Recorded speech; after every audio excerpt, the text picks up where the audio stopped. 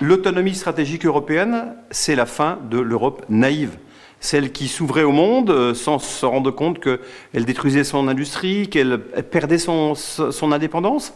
Maintenant, avec l'autonomie stratégique, eh bien, on va pouvoir avoir enfin une Europe qui pèse, qui continue à peser dans le monde.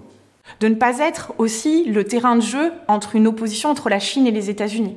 Et c'est parfois ce que nous avons subi, et c'est ce qu'on cherche maintenant véritablement à éviter. L'Union européenne doit nous permettre, en mettant en commun la recherche publique d'un côté, la recherche privée de l'autre, de rattraper un certain nombre de retards, notamment dans le cadre de l'innovation de rupture. C'est comment aussi on passe du libre-échange au juste échange et comment on exporte nos normes, comment on exporte ces valeurs universelles, les droits de l'homme.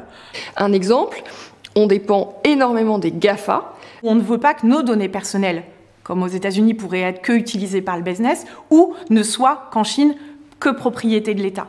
Et ce règlement général sur la protection des données qui a été adopté il y a maintenant 2 ans, on voit qu'il devient une norme internationale. D'autres États se l'approprient. L'image rêvée de l'Europe, c'est une Europe qui a su faire muter son industrie, qui a su la renforcer, qui a su la rendre plus vertueuse, avec évidemment les objectifs du Green Deal, qui sont une opportunité pour l'industrie absolument incroyable. Rien que sur la filière hydrogène qu'on est en train de développer, c'est 500 milliards d'investissements d'ici 2050, et c'est 1 million de nouveaux emplois dans le domaine de l'hydrogène.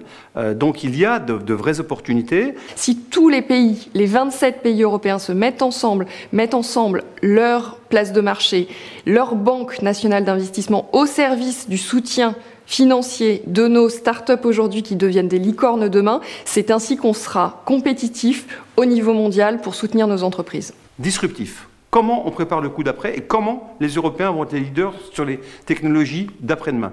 C'est le respect de nos valeurs et de nos standards.